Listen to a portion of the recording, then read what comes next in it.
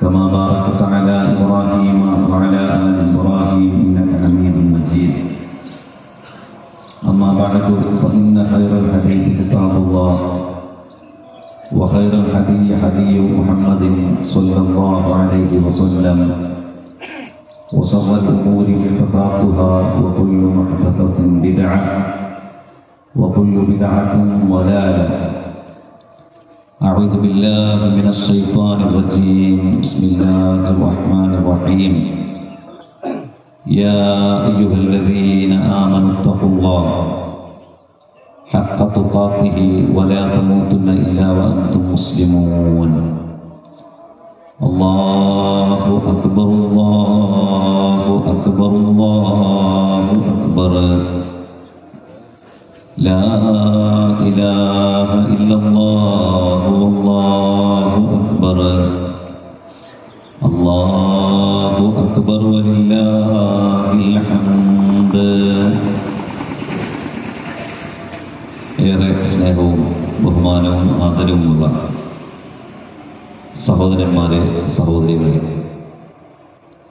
ജീവിതത്തിൽ കഴിവിൻ്റെ പരമാവധി അള്ളാഹുവിൻ്റെ നിയമങ്ങളും നിർദ്ദേശങ്ങളും അനുസരിച്ചുകൊണ്ട് ജീവിക്കാൻ നമ്മളെല്ലാവരും പരിശ്രമിക്കണമെന്ന് ആമുഖമായി ഉണർത്തുകയാണ്, വസിയത്ത് ചെയ്യുകയാണ്. വിശ്വാസികളായ നമ്മെ സംബന്ധിച്ചിടത്തോളം ഏറെ സന്തോഷകരമായ ഒരവസ്ഥയിലാണ് ഇന്ന് പെരുന്നാളിൻ്റെ സുദിനത്തിൽ നമ്മളുള്ളത്. 29 ദിവസത്തോളം അല്ലാഹു സുബ്ഹാനഹു വ തആലയുടെ നിയമങ്ങളും നിർദ്ദേശങ്ങളും അനുസരിച്ചുകൊണ്ട് ജീവിക്കാൻ പരമാവധി പരിശ്രമിച്ചവരാണ് നമ്മളെല്ലാവരും. വിശ്വാസികൾ എന്ന നിലക്ക് നമ്മുടെ മനസ്സിൻ്റെ ആത്മബലമാണ് നമ്മുടെ ജീവിതത്തിലെ അടിസ്ഥാന ആവശ്യമായ ഭക്ഷണവും വെള്ളവും അള്ളാഹുവിൻ്റെ നിർദ്ദേശപ്രകാരം പകൽ സമയങ്ങളിൽ ഒഴിവാക്കി പരമാവധി സൽക്കർമ്മങ്ങളും ആരാധനകളും നിർവഹിച്ചുകൊണ്ട് ഏകദേശം ഒരു മാസത്തോളം വിശുദ്ധ റമദാനിൽ നാം കഴിച്ചുകൂടി. ആ റമദാനിലെ പരിസമാപ്തിയായി ഇന്നലെ മാസപ്പിറവി കണ്ടു എന്ന് നമ്മളെല്ലാവരും ആ വാർത്ത വായിക്കുമ്പോൾ നമ്മുടെ സന്തോഷം എന്നത് നമ്മൾ ഉണ്ടാക്കുന്ന ഒരു സന്തോഷമല്ല, നമ്മുടെ മനസ്സിലേക്ക് സത്യസന്ധമായി കടന്നു വരുന്ന ഒരു ആത്മാനുഭൂതിയുടെ ഒരു സന്തോഷത്തിന്റെ അവസ്ഥ അനുഭവിച്ചവരാണ് നമ്മളെല്ലാവരും. യഥാർത്ഥത്തിൽ എന്തുകൊണ്ടാണ് നമ്മൾ സന്തോഷിക്കുന്നത്? നമ്മൾ പുതിയ വസ്ത്രം ഉടുക്കുന്നു എന്നതൊക്കെ യഥാർത്ഥ സന്തോഷത്തിന്റെ ഭാഗമായിട്ടുള്ള ഒരു സന്തോഷമാണ്. നമ്മുടെ സന്തോഷം എന്നത് നോമ്പുകാർക്ക് 2 സന്തോഷങ്ങളാണ് എന്ന് നബി കരീം സല്ലല്ലാഹു അലൈഹി വസല്ലമ പറഞ്ഞു. ഒന്ന്, നോമ്പ് തുറക്കുമ്പോഴുള്ള സന്തോഷമാണ്. രണ്ടാമത്തേത് ഇൻദ ലിഖാഇ റബ്ബിഹി, നാളെ പരലോകത്ത് അല്ലാഹുവെ കണ്ടുമുട്ടുമ്പോഴുള്ള സന്തോഷമാണ്. അല്ലാഹുവിനെ കണ്ടുമുട്ടുമ്പോഴുള്ള സന്തോഷം എന്നാൽ ഈ ലോകമെന്നത് നമുക്കറിയാം, ഇതൊരു പരീക്ഷണത്തിന്റെ ലോകമാണ്. അല്ലദീ ഖലഖൽ മൗത വൽ ഹയാത ലിയബ്ലുവകും അയ്യുകും അഹ്സനു അമല. അല്ലാഹു സുബ്ഹാനഹു വ തആല ഈ ലോകവും മരണവും ജീവിതവും അല്ലാഹു മനുഷ്യർക്ക് നൽകിയിട്ടുള്ളത് നമ്മെ പരിശോധിക്കാനും പരീക്ഷിക്കുവാനുമാണ് എന്ന് നമ്മെ സൃഷ്ടിച്ച പടച്ച തമ്പുരാൻ വിശുദ്ധ ഖുർആനിലൂടെ സൂചിപ്പിച്ചതാണ്. ആ പരീക്ഷണം എന്നത് അല്ലാഹുവിന്റെ നിയമങ്ങൾ ആര് ജീവിതത്തിൽ പാലിക്കുന്നു, അല്ലാഹുവിന്റെ നിർദ്ദേശങ്ങൾ ആര് ജീവിതത്തിൽ പാലിക്കുന്നു എന്ന പരിശോധനയാണ്. ആ നിയമങ്ങളും നിർദ്ദേശങ്ങളും പാലിക്കുന്നതിലുള്ള അപാകതകൾ നമ്മുടെ ജീവിതത്തിൽ ദൂരീകരിക്കാൻ വേണ്ടിയാണ് വിശുദ്ധമായ റമദാൻ അല്ലാഹു സുബ്ഹാനഹു വ തആല നമുക്ക് നൽകിയത്. മനുഷ്യരാണ്, പാപങ്ങൾ ചെയ്യുന്നവരാണ് മനുഷ്യർ. മനുഷ്യരിൽ ന്യൂനതകൾ ഉണ്ടാകും, വീഴ്ചകൾ ഉണ്ടാകും, അപാകതകൾ ഉണ്ടാകും. ആ ന്യൂനതകളും അപാകതകളും വീഴ്ചകളും അല്ലാഹു സുബ്ഹാനഹു വ തആല നമുക്ക് പുറത്തു നൽകാമെന്ന് പറഞ്ഞ ഒരു മാസത്തിൽ വ്രതമനുഷ്ഠിക്കുകയും അങ്ങനെ മനസ്സിനെ വിശുദ്ധീകരിച്ചുകൊണ്ട് നല്ല മനുഷ്യരായിക്കൊണ്ടാണ് ഈ പെരുന്നാളിന്റെ സുദിനത്തിൽ നാം ഒരുമിച്ച് കൂടുന്നത്. വിശുദ്ധ ഖുർആൻ വളരെ സുന്ദരമായി നമുക്ക് പറഞ്ഞു തരുന്ന ഒരു വചനമുണ്ട്. വലാ തകൂനു കല്ലതീന ഖലത് ഗസ്ലഹാ മിൻ ബഅദി ഖുവ്വത്തിൻ അൻകാസ. ഒരു സ്ത്രീ അവൾ വളരെ ശക്തമായി നെയ്തെടുത്ത ഒരു കയർ പിന്നീട് അത് ഓരോന്നായിക്കൊണ്ട് ഇങ്ങനെ അടിച്ചു മാറ്റുന്നത് പോലെ നിങ്ങൾ ആകരുത് എന്ന വിശുദ്ധ ഖുർആനിന്റെ നിർദ്ദേശം. ഒരു മാസത്തോളം വ്രതമനുഷ്ഠിച്ചുകൊണ്ട് നന്മയിൽ ജീവിച്ച വിശ്വാസികളെ ഒരിക്കലും ജീവിതത്തിൽ പഴയ ജീവിതത്തിലേക്ക് നാം തിരിച്ചു പോകരുത്. കാരണം നമുക്കങ്ങനെ ജീവിക്കാൻ കഴിയുമെന്ന് തെളിയിച്ചവരാണ് നാം. 5 നേരത്തെ നമസ്കാരം നിർവഹിക്കാൻ കഴിയുമെന്ന് ഒരു ദിവസമല്ല നാം തെളിയിച്ചിട്ടുള്ളത്, 29 ദിവസമാണ്. ആ 29 ദിവസം ഏകദേശം ഒരു മാസത്തോളം 5 നേരം നമസ്കരിച്ച ഒരു വിശ്വാസിയെ സംബന്ധിച്ചിടത്തോളം ആ നമസ്കാരം നിലനിർത്തി കൊണ്ടുപോകുക എന്നത് വളരെ സുഖകരമായിട്ടുള്ള ഒരു കാര്യമാണ്. ജീവിതത്തിൽ അല്ലാഹു സുബ്ഹാനഹു വ തആല ചില കാര്യങ്ങൾ ഒഴിവാക്കണം എന്ന് നമ്മളോട് പറഞ്ഞത് ഹറാമായിട്ടുള്ള കാര്യങ്ങളല്ല നമ്മളോട് ഒഴിവാക്കണമെന്ന് പറഞ്ഞത്, മറിച്ചോ ഹലാലായ അനുവദനീയമായ കാര്യങ്ങളാണ് അല്ലാഹു നമ്മളോട് ഒഴിവാക്കണമെന്ന് പറഞ്ഞത്. ആ ഒഴിവാക്കണമെന്ന് പറഞ്ഞത് മദ്യമല്ല, മയക്കുമരുന്നല്ല, വ്യഭിചാരമല്ല. ഒഴിവാക്കണമെന്ന് പറഞ്ഞത് നമ്മുടെ ജീവിതത്തിന്റെ അടിസ്ഥാന ആവശ്യമായ ഭക്ഷണം അത് നിങ്ങൾ പകൽ സമയങ്ങളിൽ ഒഴിവാക്കണമെന്ന് പറഞ്ഞു. നമ്മുടെ ജീവിതം നിലനിർത്താൻ അടിസ്ഥാനപരമായ ആവശ്യമായ ഏതൊരു മനുഷ്യനും ദാഹം വരുമ്പോൾ ആ മനുഷ്യൻ കുടിക്കുന്ന കുടിവെള്ളം അത് ഒഴിവാക്കണമെന്ന് നോമ്പിന്റെ പകൽ സമയങ്ങളിൽ അല്ലാഹു നമ്മളോട് പറഞ്ഞു. നമ്മുടെ ഭാര്യമാരെ നോമ്പിന്റെ പകൽ സമയങ്ങളിൽ നമ്മുടെ ഭർത്താക്കന്മാരെ അവരുമായിട്ടുള്ള ബന്ധം, ശാരീരിക ബന്ധം ഒഴിവാക്കണമെന്ന് അല്ലാഹു സുബ്ഹാനഹു വ തആല നമ്മളോട് പറഞ്ഞു. നിങ്ങൾ തമ്മിലുള്ള ദേഷ്യം, നിങ്ങൾ തമ്മിലുള്ള പക, നിങ്ങൾ തമ്മിലുള്ള വിദ്വേഷം, നിങ്ങൾക്ക് ഒരു പക്ഷേ മറുപടി പറയാൻ ന്യായമായി തോന്നുന്ന കാര്യങ്ങൾ വരെ ഇന്നി സ്വാഇമുൻ, ഞാനൊരു നോമ്പുകാരനാണെന്ന് പറഞ്ഞുകൊണ്ട് ഒഴിവാക്കണമെന്ന് അല്ലാഹു സുബ്ഹാനഹു വ തആല നമ്മളോട് പറഞ്ഞു. പ്രിയപ്പെട്ടവരെ, അങ്ങനെ പഠിപ്പിച്ച, അങ്ങനെ പരിശീലനം നൽകിയ, അങ്ങനെ പറഞ്ഞതനുസരിക്കുന്ന ഒരു വിശ്വാസിയെ സംബന്ധിച്ചിടത്തോളം ഇനി ഹറാമിന്റെ ഭക്ഷണത്തിലേക്ക്, ഹറാമിന്റെ കാര്യങ്ങളിലേക്ക് കടന്നു പോകാൻ നമുക്ക് സാധിക്കുകയില്ല. 2 ദിവസം മുൻപ് നാം കണ്ട, പല ആളുകളും കണ്ട ഒരു വീഡിയോ ഉണ്ടാകും.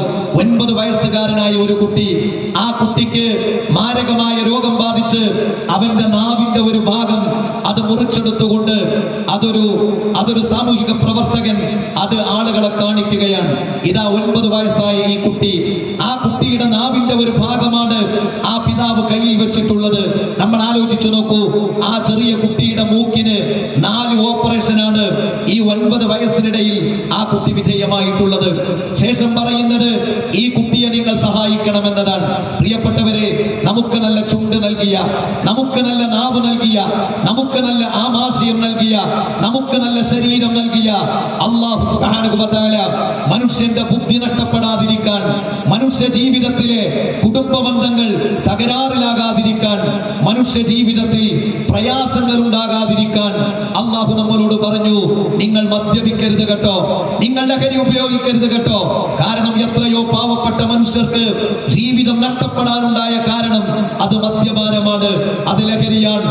ഒരു കുടുംബത്തിലെ 5 പേരെ അതിനിക്രൂരമായി കൊലപ്പെടുത്തിയ ഒരു ചെറുപ്പക്കാരൻ ഇന്ന് മാനസികമായ അസ്വാസ്ഥ്യമായി അവൻ ജയിലിൽ കഴിയുകയാണ്.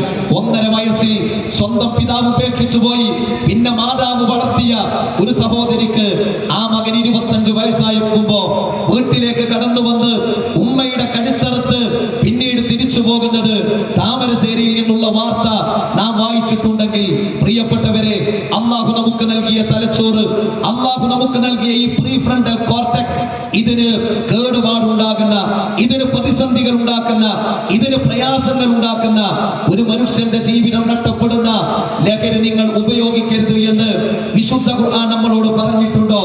എങ്കിൽ അത് ഒഴിവാക്കാൻ പ്രിയപ്പെട്ട സഹോദരങ്ങളെ നമുക്ക് സാധിക്കേണ്ടതുണ്ട്. അനുവദനീയമായ ഭാര്യയെ റമദാനിന്റെ പകൽ സമയങ്ങളിൽ നാം ഒഴിവാക്കിയിട്ടുണ്ടെങ്കിൽ, ഭർത്താവിനെ ശാരീരിക ബന്ധത്തിൽ നിന്ന് നാം മാറ്റി നിർത്തിയിട്ടുണ്ടെങ്കിൽ, പ്രിയപ്പെട്ടവരെ, ഒരുപാട് കുടുംബ ജീവിതങ്ങൾ നഷ്ടപ്പെടുത്തുന്ന, ഒരുപാട് ജീവിതത്തിൽ സംശയത്തിന്റെ നിഴലുകൾ ഉണ്ടാക്കുന്ന, ഒരുപാട് കുടുംബ തകർച്ച തകർച്ചക്ക് കാരണമായി തീരുന്നതാണ് അവിഹിത ബന്ധമെന്നത്. നമ്മൾ ആലോചിച്ചു നോക്കൂ. യാതൊരു പ്രയാസവുമില്ല. രഹസ്യമായി ഒരു ചാറ്റിങ്ങിലൂടെ, ഒരു മെസ്സേജിലൂടെ തുടങ്ങിക്കളയാമെന്ന് വിചാരിക്കുന്നത് അവസാനം സ്നേഹനിധിയായ ഭാര്യയെ കുത്തിക്കൊലപ്പെടുത്തി ജീവിതം നഷ്ടപ്പെടുത്താനുള്ള കാരണം ഒരിക്കലും ഈ ചെറുപ്പക്കാരൻ വിചാരിക്കുന്നില്ല. അതിലേക്ക് ജീവിതം എത്തിപ്പെടുമെന്ന്. അവസാനം അവിടെയാണ് എത്തിപ്പെടുന്നത്. സ്വന്തം ജീവിതത്തിനു വേണ്ടി, സ്വന്തത്തിനു വേണ്ടി ഒരുപാട് അധ്വാനിച്ച ഭർത്താവിനെ അതിനിട്ടൂരമായി കൊലപ്പെടുത്തുന്ന ഒരു ഭാര്യ ഒരുപക്ഷെ ഒരു തമാശക്ക് തുടങ്ങിയ ഒരു മെസ്സേജ് ആയിരിക്കാം. എന്നാൽ തകരാറിലാകുന്നത് കുടുംബമാണ്, അറിയുന്നത് നാട്ടുകാരാണ്. ഇട്ടും പൊട്ടും തിരിയാത്ത മക്കളാണ് അനാഥരാകുന്നത്. അതുകൊണ്ട് പ്രിയപ്പെട്ടവരെ, ഹറാമുകളിൽ നിന്ന് മാറി നിൽക്കാൻ വിശ്വാസികൾക്ക് സാധിക്കേണ്ടതുണ്ട് എന്ന വളരെ പ്രധാനപ്പെട്ട സന്ദേശം ഈദിന്റെ സന്ദേശമാണ്. പെരുന്നാൾ എന്നത് പരസ്പര ബന്ധങ്ങളുടെ ഒരു ദിനമാണ്, പരസ്പര വിശ്വാസത്തിന്റെ ദിനമാണ്. മനുഷ്യർ തമ്മിൽ പരസ്പരം ബാധ്യതകളും കടപ്പാടുകളും നിർവഹിക്കേണ്ട ഒരു ദിനമാണ് പെരുന്നാളിന്റെ സുദിനമെന്നത്. മക്കളായി നാം തിരിച്ചറിയേണ്ട ഒന്നുണ്ട്. നമുക്കെത്ര സമ്പത്തുണ്ടായാലും, നമുക്കെത്ര സൗകര്യങ്ങൾ ഉണ്ടായാലും, നമുക്കെത്ര സ്വാധീനമുണ്ടായാലും തിരിച്ചു കിട്ടാത്ത ഒന്നാണ് നമ്മുടെ മാതാവും പിതാവും എന്നത്. അത് വില കൊടുത്ത് നമുക്ക് വാങ്ങാൻ കഴിയില്ല പ്രിയപ്പെട്ടവരെ. മാതാവ് മരണപ്പെട്ടു പോയാൽ, പിതാവ് മരണപ്പെട്ടു പോയാൽ ജീവിതത്തിൽ അതിലേറെ വലിയ ഒരു നഷ്ടം ഈ ദുനിയാവിൽ നമുക്കില്ല. മക്കളായ ചെറുപ്പക്കാരായ നാം മനസ്സിലാക്കേണ്ടത്, നമുക്കെത്ര സമ്പത്തുണ്ടായാലും, നമുക്കെത്ര സ്വാധീനമുണ്ടായാലും, നമ്മളെത്ര സന്തോഷിക്കുന്നു എന്ന് പറഞ്ഞാലും, നമ്മുടെ കയ്യിൽ പണമുണ്ട്, നമുക്ക് സൗകര്യമുണ്ട്, നമുക്ക് സ്വാധീനമുണ്ട്. നമ്മൾ ഉയരുന്നതിനനുസരിച്ച് നമ്മുടെ മാതാപിതാക്കളെ ഉയർത്താൻ നമുക്ക് സാധിച്ചിട്ടില്ലെങ്കിൽ മക്കളൊന്ന് പറയാൻ പ്രിയപ്പെട്ടവരെ നമുക്ക് അവകാശമില്ല. നമ്മൾ ഉയരുന്നതിനനുസരിച്ച് നമ്മുടെ മാതാപിതാക്കളെ ഉയർത്താൻ നമുക്ക് സാധിക്കണം. നമുക്ക് സമ്പത്തുണ്ട്, നമ്മുടെ മാതാപിതാക്കൾക്ക് സമ്പത്ത് നൽകാൻ നമുക്ക് സാധിക്കണം. നമുക്ക് സൗകര്യങ്ങളുണ്ട്, ആ സൗകര്യങ്ങൾ മാതാപിതാക്കൾക്ക് നൽകാൻ നമുക്ക് സാധിക്കണം. എത്രയോ മാതാപിതാക്കളുണ്ട്, 2 മക്കളുണ്ട്, 4 മക്കളുണ്ട്, 6 മക്കളുണ്ട്, 65ഉം 70ഉം പിന്നിട്ടവരാണ്. അവർ ഹോസ്പിറ്റലിലേക്ക് പോകുന്നത് പ്രായമായ ഉമ്മയും ഉപ്പയും മാത്രം, പ്രായമായ ഉമ്മയും ഉപ്പയും മാത്രം ഈ വെയിലത്ത് ബസ് കാത്തു നിന്ന് പ്രയാസപ്പെട്ട് ദൂരസ്ഥലങ്ങളിലേക്ക് പോകുമ്പോ മക്കളതാ അങ്ങാടികളിൽ നിൽക്കുന്നു. മക്കളാരാണ്? സമ്പന്നനാണ്, അധികാരമുള്ളവനാണ്, സ്വാധീനമുള്ളവനാണ്, നല്ല സാമ്പത്തികമായ അവസ്ഥയുള്ളവനാണ്, വാഹനമുള്ളവനാണ്. ആ വാഹനം, ആ സമ്പത്ത്, ആ അധികാരം സ്വന്തം മാതാപിതാക്കളുടെ കാര്യത്തിൽ പ്രദാനം ചെയ്യാൻ കഴിഞ്ഞിട്ടില്ലെങ്കിൽ നമുക്കൊരു കാലം തിരിച്ചു വരാനുണ്ട്. ഖുർആൻ പറയുന്ന ആ വയസ്സ് ഏകദേശം 40ആണ്. നമുക്കൊരു 40-50 വയസ്സാകുമ്പോ നമ്മൾ പുനരാലോചിക്കും. ഞാൻ എൻ്റെ മാതാവിനോട്, ഞാൻ എൻ്റെ പിതാവിനോട് എത്രത്തോളം നല്ല രൂപത്തിൽ നിന്നിരുന്നു എന്ന് നമ്മൾ ആലോചിക്കും. അപ്പോഴേക്ക് മരിച്ചുപോയ മാതാപിതാക്കളെ നമുക്ക് തിരിച്ചു ലഭിക്കുകയില്ല. അതുകൊണ്ട് പ്രിയപ്പെട്ടവരെ, നമ്മുടെ ബന്ധങ്ങളിൽ ഏറ്റവും പ്രധാനപ്പെട്ട മാതാപിതാക്കളുമായിട്ടുള്ള ബന്ധം നാം ശ്രദ്ധിക്കേണ്ടതുണ്ട്. നാം മരണപ്പെട്ട് കഴിഞ്ഞ് നമ്മുടെ പള്ളിയുടെ മുന്നിലേക്ക് നമ്മുടെ മയ്യത്ത് കടന്നു വരുമ്പോ ചങ്ക് പൊട്ടിക്കരയുന്നത് നമ്മുടെ ജ്യേഷ്ഠന്മാരാണ്, നമ്മുടെ സഹോദരിമാരാണ്, നമ്മുടെ സഹോദരന്മാരാണ്. പ്രിയപ്പെട്ടവരെ, തെറ്റി പിണങ്ങി പരസ്പരം ബന്ധങ്ങൾ നഷ്ടപ്പെടുത്തി വാശിയോടുകൂടി ജീവിക്കുന്നവരാണോ നാം? നമുക്ക് എത്ര സമ്പത്തുണ്ടായാലും, നമുക്ക് വലിയ കുടുംബ മഹിമയുണ്ട് എന്ന് നാം പറഞ്ഞാലും ആ കുടുംബത്തിൽ 4 മക്കളാണ്, അതിൽ അവർ പരസ്പരം തെറ്റലാണ്, പിണങ്ങലാണ് എന്ന് പറഞ്ഞാൽ നമ്മുടെ മനസ്സിൽ വലിയ കുടുംബത്തിന്റെ ആളുകളാണ് എന്ന് തോന്നലുണ്ടാകാം. മനുഷ്യർക്കിടയിൽ അര പൈസയുടെ വില നമുക്കുണ്ടാകുകയില്ല, നാളെ പരലോകത്തും നമുക്കത് ഉണ്ടാകുകയില്ല എന്ന് നാം തിരിച്ചറിയണം പ്രിയപ്പെട്ടവരെ. ഭാര്യ ഭർത്തൃ ബന്ധങ്ങൾ വളരെ പെട്ടെന്ന് പിരിഞ്ഞ സഹോദരന്മാർ സമൂഹത്തിൽ ഉണ്ടാകാം. ഇസ്ലാമിൽ ത്വലാഖിനൊരു വഴിയുണ്ട്. ആ വഴി അനുസരിച്ചു കൊണ്ടല്ല പലപ്പോഴും ഭാര്യയും ഭർത്താവും തെറ്റിക്കഴിയുന്നത്, പിണങ്ങിക്കഴിയുന്നത്. അതുകൊണ്ട് പ്രിയപ്പെട്ടവരെ, അങ്ങനെ പിണങ്ങിക്കഴിയുന്നവരുടെ മക്കൾ അനുഭവിക്കുന്ന പ്രയാസങ്ങളുണ്ട് സഹോദരങ്ങളെ. ആ പിണങ്ങിക്കഴിയുന്നവർ ഒന്നുകൂടി ഒന്നാകാൻ ശ്രമിച്ചു കഴിഞ്ഞാൽ, കാരണം അവർ ഇസ്ലാമിക വ്യവസ്ഥ അനുസരിച്ചു കൊണ്ടല്ല അവർ വേറെ കഴിയുന്നത്. ഇസ്ലാമിക വ്യവസ്ഥയിൽ ത്വലാഖിന്റെ സമയത്ത് പരസ്പര ശാരീരിക ബന്ധം പുലർത്താതെ ഒന്നിച്ചു കുറച്ചു കാലം കഴിയണമെന്നുണ്ട്. അവർ ഒന്നുകൂടി ഒന്നായി കഴിഞ്ഞാൽ അതിലൂടെ സന്തോഷിക്കുക ആ മക്കളാണ്. കുറച്ചു വാശി മാറ്റി നിർത്തിയാൽ കുറച്ച് വിട്ടുവീഴ്ചയിലേക്ക് വന്നു കഴിഞ്ഞാൽ ഒരുപക്ഷെ ചെറുപ്പത്തിന്റെ, സൗകര്യത്തിന്റെ, ആരോഗ്യത്തിന്റെ, എനിക്ക് അവകാശമില്ലേ, എനിക്ക് സ്വാതന്ത്ര്യമില്ലേ, എനിക്ക് ചോയ്സ് ഇല്ലേ, എനിക്ക് ഒറ്റക്കാലിൽ നിൽക്കാൻ കഴിയില്ലേ, എനിക്ക് ജോലിയില്ലേ എന്നൊക്കെ വിചാരിച്ചുകൊണ്ട് ആധുനിക സോഷ്യൽ മീഡിയകളുടെ പുരോഗമന കാഴ്ചപ്പാട് മൂലം ഭർത്താവിനെ ഒഴിവാക്കിയ ഭാര്യമാർ അറിയേണ്ടതുണ്ട്, ഭാര്യയെ ഒഴിവാക്കിയ ഭർത്താക്കന്മാർ അറിയേണ്ടതുണ്ട്. നമ്മൾ നമ്മുടെ മക്കൾ അനാഥരാകുകയാണ്. അവർ കലാലയങ്ങളിൽ ആരുമില്ലാത്തവരെ പോലെ ജീവിക്കുകയാണ്. അവർ മറ്റു കുട്ടികൾക്കിടയിൽ എന്റെ ഉപ്പ, എന്റെ ഉമ്മ എന്ന് പറയുമ്പോൾ അവർ അനുഭവിക്കുന്ന ഒരു വേദനയുണ്ട്. അതുകൊണ്ട് പ്രിയപ്പെട്ടവരെ, ഒന്നാകാൻ, പരസ്പര ബന്ധം പുലർത്താൻ പ്രിയപ്പെട്ടവരെ നമുക്ക് സാധിക്കേണ്ടതുണ്ട്. പാവപ്പെട്ടവർ, പ്രയാസപ്പെടുന്നവർ, പ്രിയപ്പെട്ടവരെ, 2 ദിവസം മുൻപ് ഒരു വീട്ടിലേക്ക് ഞാൻ എന്റെ കുടുംബത്തോടൊപ്പം കടന്നുപോയി.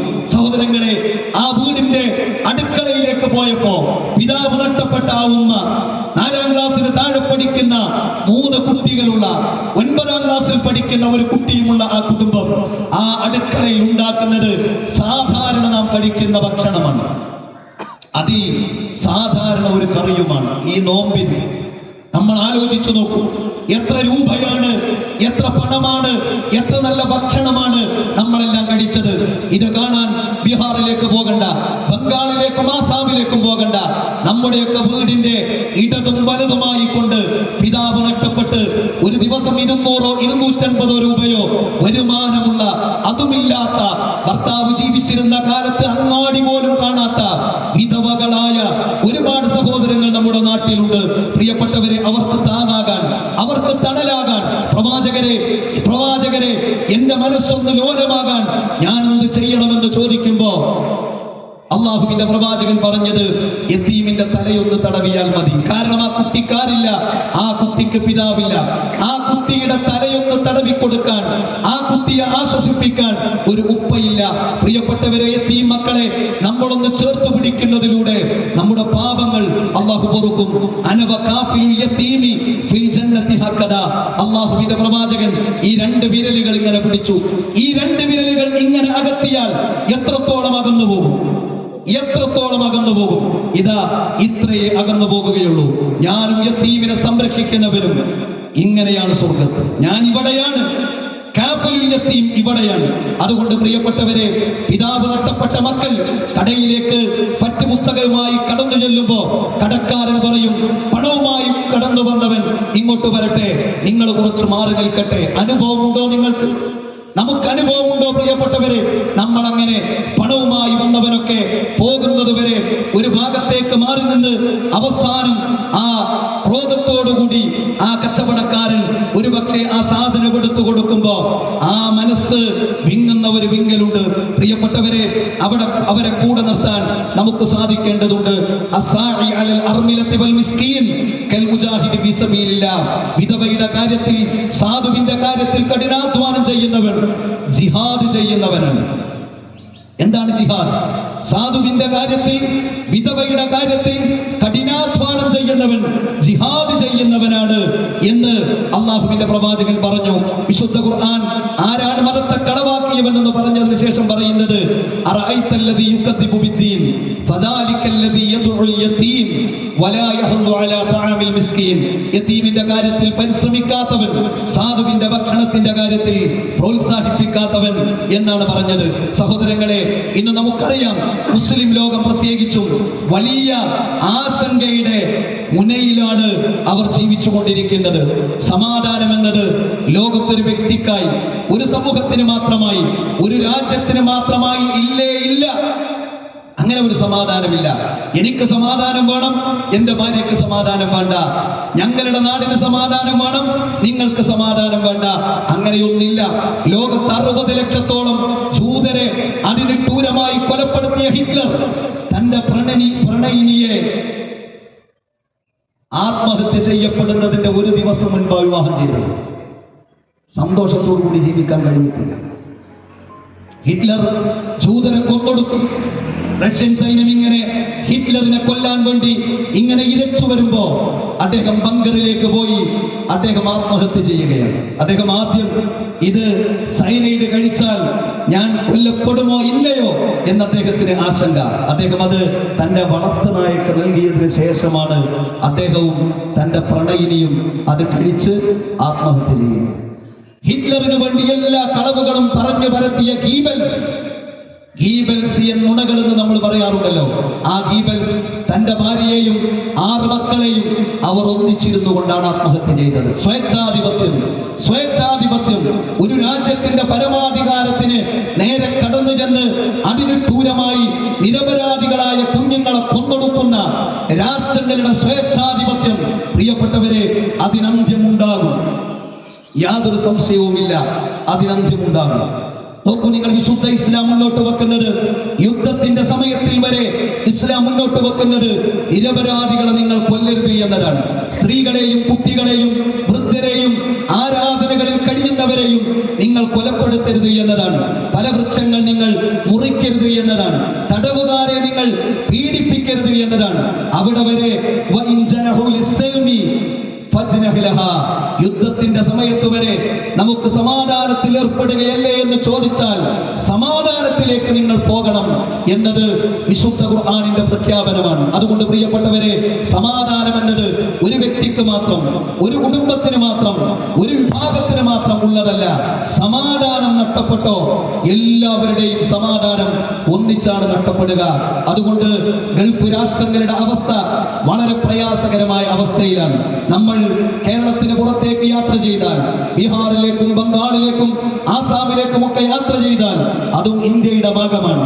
എന്നാൽ കേരളത്തിൽ മലപ്പുറം ജില്ലയിൽ, കോഴിക്കോട് ജില്ലയിൽ, കാസർഗോഡ് ജില്ലയിൽ, എറണാകുളം ജില്ലയിൽ, ഇങ്ങനെ ചില ജില്ലകളിൽ ധന്യതയുണ്ടാകാനുള്ള കാരണം, സമ്പത്തുണ്ടാകാനുള്ള കാരണം, നാം ഈ സാമൂഹ്യക്ഷേമ പ്രവർത്തനങ്ങളെല്ലാം ചെയ്യാറുള്ള കാരണം നമ്മുടെ സഹോദരങ്ങളായ പ്രവാസികളാണ്. ആ പ്രവാസികളുടെ നന്മയ്ക്കു വേണ്ടി അവിടെയുള്ള ബിസിനസ്സുകൾ, കച്ചവടങ്ങൾ വലിയ പ്രയാസത്തിലാണ്. പ്രവാസ സഹോദരങ്ങൾ അവരുടെ കച്ചവടവും ബിസിനസ്സുമെല്ലാം വരുമാനവുമെല്ലാം നിലക്കുന്ന ഒരവസ്ഥയിലേക്ക് പോകുമ്പോൾ അവർക്ക് വേണ്ടി വളരെ ആത്മാർത്ഥമായി പ്രാർത്ഥിക്കാൻ ഈ പെരുന്നാളിന്റെ സുദിനത്തിൽ നമുക്ക് സാധിക്കേണ്ടതുണ്ട്. സഹോദരങ്ങളെ, ഞാൻ അവസാനിപ്പിക്കുകയാണ്. പെരുന്നാളിന്റെ സന്തോഷം എല്ലാ ആളുകളിലേക്കും പകർന്നു നൽകി. അതുകൊണ്ടാണല്ലോ പ്രവാചകൻ സ്വല്ലല്ലാഹു അലൈഹി വസല്ലമ പറഞ്ഞത്, ഒരു ഭാഗത്തുകൂടെ പോയി മറ്റൊരു ഭാഗത്തുകൂടെ തിരിച്ചു വരുന്നത് സുന്നത്താണ് എന്നത്. നാം ഒരു ബഹുസ്വര സമൂഹത്തിലാണ് ജീവിക്കുന്നത്. ഹൈന്ദവർ, ക്രൈസ്തവർ, മതമുള്ളവർ, മതമില്ലാത്തവർ എല്ലാവരും ഒന്നിച്ച് ജീവിക്കുന്ന ഈ സമൂഹത്തിൽ വർഗീയതയില്ലാതെ, തീവ്രവാദമില്ലാതെ മനുഷ്യനെ മനുഷ്യനായി കാണാൻ ദൈവം തമ്പുരാൻ മനുഷ്യർക്ക് എല്ലാവർക്കും സൂര്യപ്രകാശം നൽകിയിട്ടുണ്ടോ? ചന്ദ്രന്റെ നിലാവലയം നൽകിയിട്ടുണ്ടോ? നമ്മുടെ രൂപം ഒരുപോലെയാക്കിയിട്ടുണ്ടോ? നമ്മുടെ സിരകളിലൂടെ ഒഴുകുന്ന രക്തത്തിന്റെ നിറം ഒരുപോലെയാണോ? എങ്കിൽ മനുഷ്യരെ സ്നേഹിക്കാൻ ജാതി നോക്കാതെ, മതം നോക്കാതെ, വർണ്ണം നോക്കാതെ, വർഗം നോക്കാതെ മനുഷ്യരെ സ്നേഹിക്കാൻ, വർഗീയതയില്ലാതെ, തീവ്രതയില്ലാതെ, വിഭാഗീയതയില്ലാതെ, ജാതീയതയില്ലാതെ മനുഷ്യരെ സ്നേഹിക്കാൻ നമുക്ക് കഴിയണം. തിരഞ്ഞെടുപ്പാണ് വരുന്നത്. മനുഷ്യർക്കിടയിൽ ധ്രുവീകരണം ഉണ്ടാക്കാൻ, മനുഷ്യർക്കിടയിൽ വർഗീയത ഉണ്ടാക്കാൻ, മനുഷ്യർക്കിടയിൽ തീവ്രത ഉണ്ടാക്കാൻ, അങ്ങനെ ഉണ്ടാക്കി വോട്ട് വാങ്ങുക എന്നത് ജനാധിപത്യത്തിന് ചേർന്നതല്ല എന്ന് രാഷ്ട്രീയ പാർട്ടികൾ തിരിച്ചറിയേണ്ടതുണ്ട്. പരസ്പരം പിണങ്ങാതെ, പരസ്പരം വിദ്വേഷം പുലർത്താതെ, പരസ്പരം തെറ്റാതെ നമുക്ക് ജീവിക്കണം. നമുക്ക് ഓരോരുത്തർക്കും ഓരോ പാർട്ടി ഉണ്ടാകും. അവൻ എന്റെ പാർട്ടിയാകണം, ഇവൻ അവന്റെ പാർട്ടിയാകണം എന്ന് നാം വിചാരിക്കുന്നത് ഒരുതരം ആധിപത്യത്തിന്റെ മനസ്സാണ്. എല്ലാവരും അവരുടെ പാർട്ടിയായി ജീവിക്കും. അത് ജനാധിപത്യത്തിന്റെ രീതിയിൽ കാണാൻ, പരസ്പരം പകയില്ലാതെ, വിദ്വേഷമില്ലാതെ, കൊലപാതകങ്ങളില്ലാതെ മുന്നോട്ട് പോകാൻ നമുക്ക് സാധിക്കണം.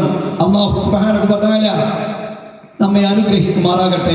നമ്മുടെ ജീവിതത്തിലെ വീഴ്ചകൾ, പോരായ്മകൾ അല്ലാഹു സുബ്ഹാനഹു വ തആല നമുക്ക് പുറത്തു മാപ്പാക്കി തരുമാറാകട്ടെ. നമ്മിൽ നിന്ന് മരണപ്പെട്ടു പോയ നമ്മുടെ മാതാപിതാക്കൾക്ക് അല്ലാഹു സ്വർഗ്ഗപ്രദാനം ചെയ്യുമാറാകട്ടെ. ഈ ഈദിന്റെ സന്തോഷം പാവങ്ങൾക്ക്, വിധവകൾക്ക്, പ്രയാസപ്പെടുന്നവർക്ക് എല്ലാവർക്കും, ഏത് മനുഷ്യനും പൂർണ്ണമായി ഒന്നും നൽകാൻ ഒരാൾക്കും കഴിയില്ല. എന്നാൽ നമ്മെ കൊണ്ട് കഴിയുന്നത് നമുക്ക് ചെയ്യാം. അങ്ങനെ മുന്നോട്ട് പോകാൻ അള്ളാഹു നമ്മെ അനുഗ്രഹിക്കുമാറാകട്ടെ. റബ്ബന ആതിന ഫിദ്ദുനിയ ഹസന വഫിൽ ആഖിറതി ഹസനത വഖിന അദാബന്നാർ. റബ്ബന തഖബ്ബൽ മിന്നാ ഇന്നക അൻതസ് സമീഉൽ അലീം വതുബ് അലൈനാ ഇന്നക അൻതത് തവ്വാബുർ റഹീം വഗ്ഫിർ ലനാ യാ ഗാഫിറൽ മുദ്നിബീൻ വൽഹംദുലില്ലാഹി റബ്ബിൽ ആലമീൻ. അസ്സലാമു അലൈക്കും വറഹ്മത്തുള്ളാഹി വബറകാതുഹു.